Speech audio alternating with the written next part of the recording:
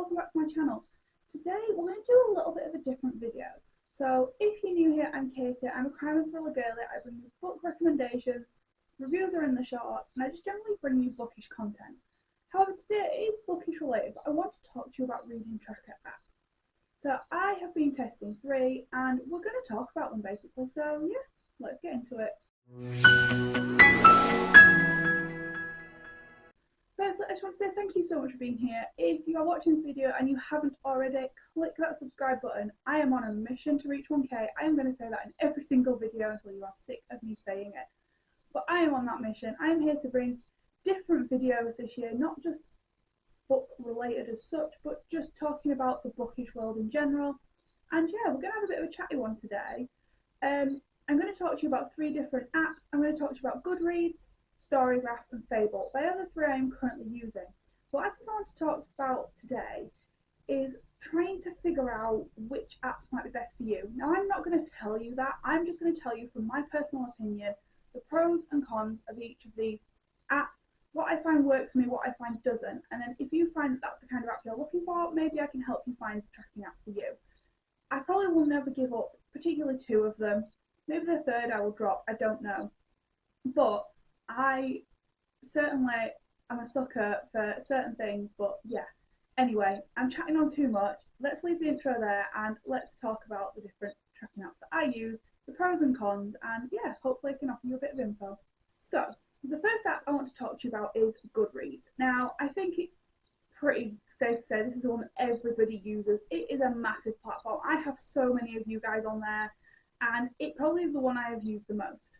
So Goodreads I've been using for 3 or 4 years now, I think, and there are several pros to it, so we'll start with those first. Now, for me, I love Goodreads because you can find every single book on there, and I really like that about Goodreads. I think it's easy because if you read a lot of new releases or you read ARCs but you want to track your reading accurately, then I think it's a really good thing that you can always find the book that you're looking for on there. And it even tells you that it's not yet released when you go to track it, and the information generally is quite useful within that. So I find that it's just easier. Like, for example, I've been reading Into the Fire by MJ Arledge, and that appears on Goodreads straight away. It tells me it's a new release. I do also like that you can select which edition, because obviously we all prefer our different types of books. So some read ebooks, some read or listen to audio, some do paperback, some do hardback. So you can choose which one as well. It's not just a case of this is the book and the title. You have the editions. I do like that. And yeah, I just generally do like that Goodreads seems pretty simple to use. I like the way the friendships work. It's easy to track my reading goal. And I like that you can see which friends have like read the books you read, what they've rated, and you can see their review. I generally like those things. Now, I want to talk to you a little bit about the cons, because this is the reason I'm very unsure about Goodreads.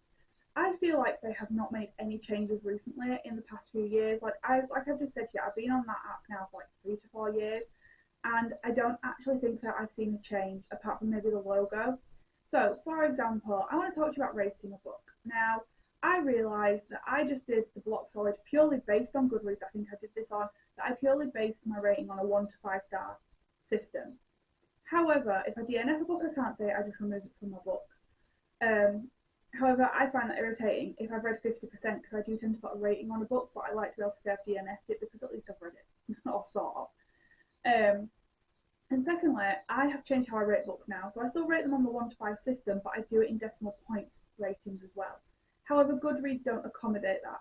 So I find if I rate a book 3.5 stars, for example, I have to rate it as 3 on Goodreads, but then in my review I tend to write 3.5 stars.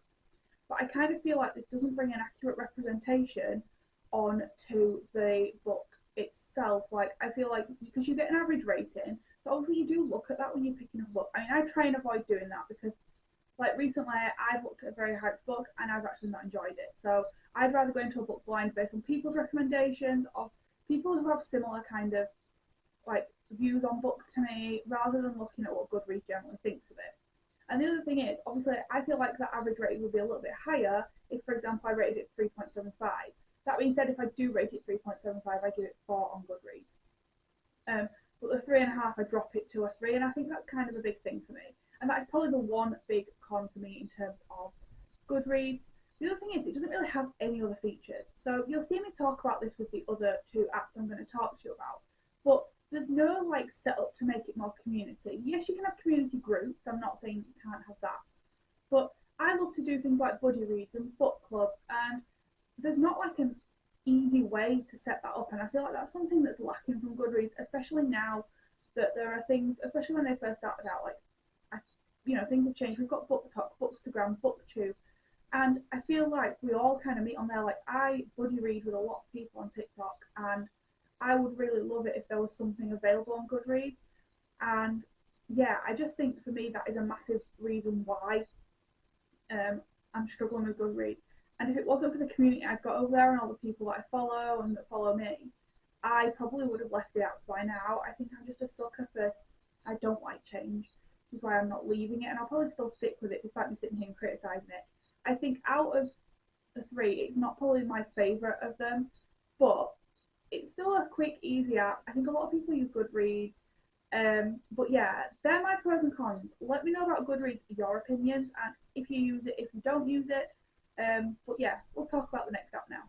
So the next app is Storygraph. Now, I've only had this about probably 12 months, if that. I heard this through several recommendations over on the different social media channels. A lot of people are talking about Storygraph. My concern was I am a sucker for change. I refuse to change. I struggle with it. I'm very straight about that. So I really struggle with the concept of change. And Storygraph was a bit scary for me. I found it a bit daunting. So Storygraph, let's talk about the pros. So I've just talked about Goodreads having a con, and a pro for Storygraph is that your ratings can be anything from 3, 3.25, 3.5, 3.75. It's a lot more accurate in the rating system. What I do also like about Storygraph when you're reviewing a book is that you can you can categorize it. So like if I want to find a book recommendation, I can search certain terms and people will bring that up. People can add their own trigger warnings to the books as well.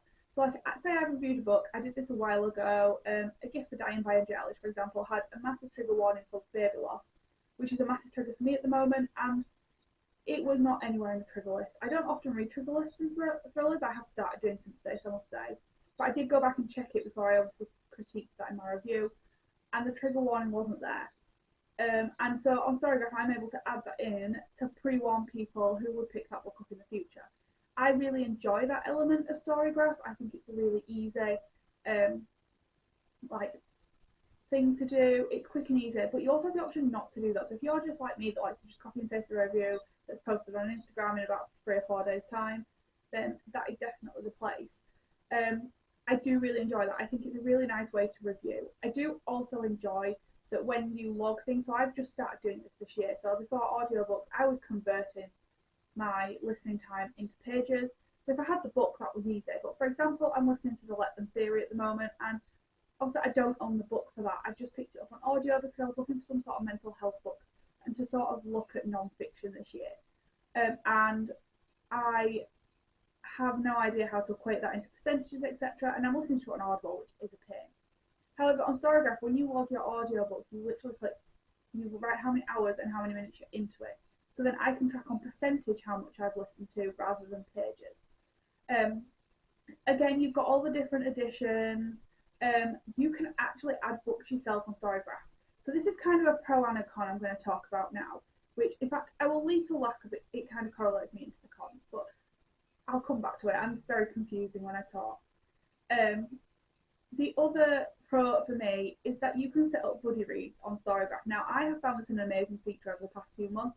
I started up in, I think, September doing buddy reads, and I found it such an amazing feature. It's really easy to set up, and not only that, you do not see what other people have written until you've passed that point when you've logged it on Storygraph.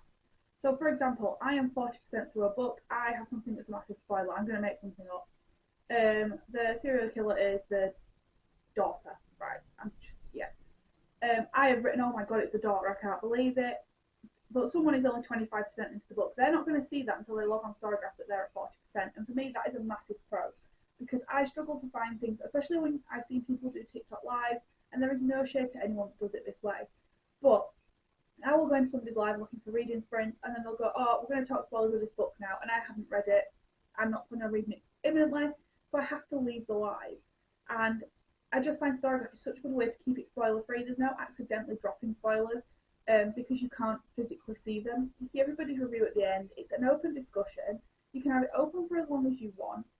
And yeah, just generally it is a really good feature. I really enjoy that. You can also select to DNF a book as well on Storygraph, which I've just said about Goodreads they don't do. I just remove it from my book. But I would still like to keep it in there because yes, I've DNF'd it, but I will write a little snippet as to why. Because what I might have DNF'd might be somebody's favourite thing. Like I hate the miscommunication trope in a romance, but someone might love that. Someone might like a murder mystery.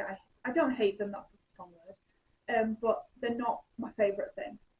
So they're just a few pros for Storygraph. So in terms of cons, the thing is you do not get every single book on Storygraph. I must admit it's not horrendous. You can add them yourself, which also makes it a little bit of a pro. It's one of those. Obviously, it's not ideal to have to add the book just trying to quickly log on your reading tracker. However, it doesn't matter.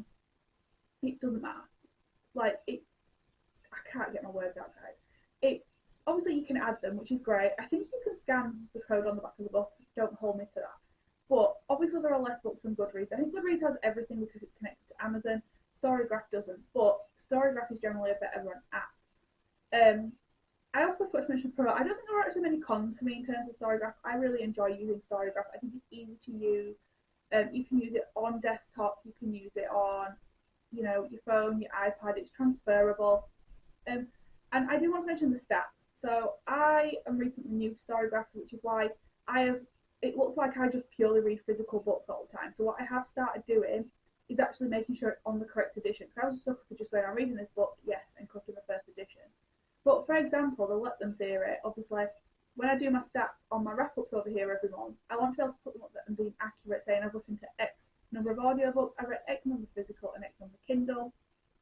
It tells you your genres, the number of pages, and I just think it's a fantastic little stat thing. I do like looking at them, and I do want to talk about them more and going more in depth about them in my videos. So I really enjoy that concept, and I think it's just a really, really helpful thing. But yeah, that's Storygraph in a nutshell, really. I'm not going to go on too much about it, but I just really rate Storygraph, and it is the tracker for me. Will I give up the other ones? No. I am a sucker for not doing that. But I do really enjoy using the trackers on Storygraph. They also have lots of challenges. I feel like talking about Storygraph is so up and down. They have challenges you can do as well. So I'm currently in like a Disney one, which talk about a book that sounds like a particular character. It doesn't have to be from that Disney thing. I did an alphabet challenge. I did a prompt one. I did a physical TBR one. You can still set reading goals, which I really love. But it doesn't constantly tell you how close you are to it and how many books you need to read to keep on schedule. So yeah, there are so many things about Storygraph I really, really love, and it has become my go-to reading tracker. It's easy to use on desktop and on phone and iPad. So yeah, I would recommend it. We've got one more to go, guys, and I think a lot of people know about this one but probably won't use it as much. So the last one I want to talk to you about is Fable. Now, I have a love-hate relationship with Fable. I've been on and off using it now for a while.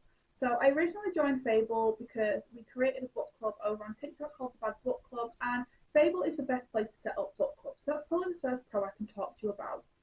I love Fable because it has book clubs on it, and I love that aspect. I've personally just started setting up a book club over there, and I really, really enjoy the concept that you can have book clubs. The main issue I have with it, it's very difficult to use. It runs the same, you log your reading every day. I do think it's not as user friendly as the other two, and to be honest, I'm talking about it mainly because I struggle with it. I have been back on that app. What date are we on? We're about a week and a half into January now, and I have been using that app on and off, and I'm struggling. I'm logging for the sake of it to keep my streak, but the first issue I want to talk to you about is the lack of books on there. Now, I contacted Fable on the 1st of January because I started Into the Fire by MJ Arledge. Now, I am still reading it at the time of recording this, about over a week later. And I had to email them because Into the Fire by MJ Arledge is not on Fable. So I cannot log that I've read that book on there. I've transferred and uploaded everything from Goodreads. That's probably something I should mention across all apps. It allows you to upload your Goodreads. So obviously my other issue was I didn't want to move because I've got everything in my Goodreads library, including everything set out into bookcase 1, bookcase 2, my physical TBR, my Kindle TBR, etc. However, they all can import from Goodreads, so I don't have that issue. However, I looked at Fable and I was like, no, I don't only have 15 books to read from this bookcase behind me. I've got like 30, maybe 28 now. And it really annoyed me because I didn't have it. But someone said, just contact Fable, we'll put it on. Anyway, long story short, they haven't. And we're now into, what is it, the 10th I think this goes out. And I won't have heard anything. I still haven't heard anything when I'm recording this. And I just think that's a little bit ridiculous because it's not accurate to tracking my reads, which is what I want from the app. So that's a major issue for me. They actually are missing a lot of books because I am missing a good 20, I think, off my physical TBR. I can't tell you what they are. I am not going to sit and go through it with a fine nip comb because I just don't have the patience to. It was quick and easy to set up. Obviously, the pro is the book club. I will use it for that purpose only, but again, I'm a bit concerned. I've set up this book club on Fable, but if they don't have the book we are reading, you know, what are we going to do? The support for Fable clearly isn't fast moving, and yeah, it just gives me a little bit of anxiety about setting up a book club on there. The other major con for me is actually that you can't access this anywhere but an app. So I went on Fable desktop to try and set up my book club and everything, and I couldn't. I had to go on my iPad, so I ended up downloading it on my iPad to have a bigger screen. And yeah, it is an app only. It's Fable. It is not a desktop website, and that is a bit of a red flag for me because for someone who edits a social media everywhere on her computer, I have a computer to operate things like my Patreon, like all my social media channels. Yes, I post primarily from my phone, but I just think when you're setting things up like book clubs, your account, trying to transfer everything, it is so much easier than flicking between windows on your phone, to transfer between tabs than it is to try and do it on your phone. So that is a bit of an issue for me. Personally, Fable is not the app for me. However, the book clubs seem to work for so many people. Like, I do think that is a massive plus to Fable. I haven't fully explored the app. I don't feel inclined to, unfortunately. I feel like talking about Fable has become very negative. It does have its perks. If you want to join book clubs, because some of them are open, you can just join a random book club if you're looking for one, which I do like. Or you can set them as private like I have because mine is for my subscribers. But I do enjoy that. I have friends over there. Setting up the book club, the Bad Book Club was great. And you can like set up the breakdowns and stuff. It just doesn't run as smoothly as Storygraph. I would love for Storygraph to have a book club feature because then they would have everything. And then I would probably just delete every other app. I don't think enough people know about Storygraph and Fable, but I'm talking about Fable last because it is my least favourite. Personally, for me, Storygraph all the way. But yeah, they're just the points about Fable that I have come across. Please feel free in the comments to tell me what you love about it or don't love, because I'm not fully accurately using it, and I don't know if that is maybe why my user experience is not as good. But yeah, so if you've had a better experience with Fable, I would love to know. Because yeah, it would be really interesting to see other people's views, and it might be something I'm missing or I'm doing wrong. I might have contacted the support team wrong, or I might be able to add it manually myself and I just haven't realised it. But yeah, that's the chat about Fable. So they are the 3 apps I want to talk about today, guys. Now, I know there are hundreds of reading tracking apps out there, so if there's one you use that you absolutely swear by, then let me know in the comments. I will endeavour to try it. I've heard a few people talk about some, but I would love to know what your favourite tracking app is. I hope this video has been useful. I know it's been a really chatty one, but I was thinking about it the other day and I really wanted to bring a video about it because I think reading tracking apps, I often get asked it in my live which ones I use, and I think you don't have the time to put into it as you do into this video. So I wanted to let people know my favourite videos, my favourite apps, and kind of explain why. So yeah, I've already said it, guys. Let me know in the comments, what tracking app do you use? Are there any I should try that I haven't mentioned out of those 3? If it wasn't for the book club, Fable would be off my phone by now. Goodreads, I'm just not quite ready to let it go yet. I like what I know. But yeah, let me know in the comments, guys, what are your opinions on this? And as I've said, guys, if you haven't already, please hit that subscribe button, and I will catch you all in the next video. Thank you for joining me, guys, and yeah, bye!